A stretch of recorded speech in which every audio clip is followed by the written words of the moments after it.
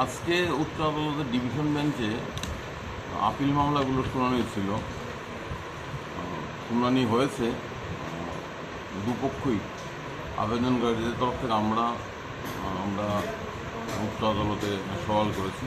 আমাদের বক্তব্য যে টেট টেট পেপার 1 পেপার 2 পরীক্ষা যে ফাইনাল কি আনসার, এই ফাইনাল কি আনসারের ভিত্তিতে পরীক্ষার্থীদের মূল্যায়ন করা হয়েছে। সেই ফাইনাল কি আনসারের অনেকগুলো প্রশ্নের উত্তরই ভুল ছিল। এর ফলে পরীক্ষার্থীরা প্রাপ্য নম্বর থেকে বঞ্চিত হয়েছে। এর ভিত্তিতেই একক বিচারপতির কোর্টে মামলা করা হয়েছিল এই ফাইনাল কি আনসারকে চ্যালেঞ্জ জানিয়ে, কিন্তু একক বিচারপতি সেই মামলাগুলোকে গ্রহণ করেননি। উনি মামলাগুলো খারিজ করে দিয়েছেন বিস্তারিত শুনানির পর।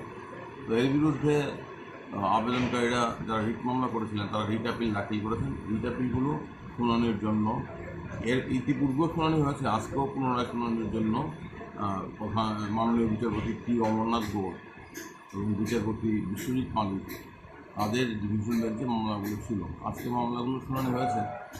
আবেদনকারীদের তরফ থেকে রিট আপিল যারা করেছেন তাদের তরফ থেকে আমরা আদালতে দেখিয়েছি যে কী কারণে কি আনসার কি অনেকগুলো কোশ্চেনের আনসার ভুল, এগুলো আমরা বিভিন্ন রেফারেন্স বুকের ভিতরে দেখিয়েছি। আদালত আমাদের বক্তব্য শুনেছেন, অ্যাডভোকেট জেনারেল সেটা জবাব দিয়েছেন। পরবর্তী শুনানি আবার আগামী 24 এপ্রিল এই মামলাগুলোর পরবর্তী পর্যায়ে শুনানি হবে।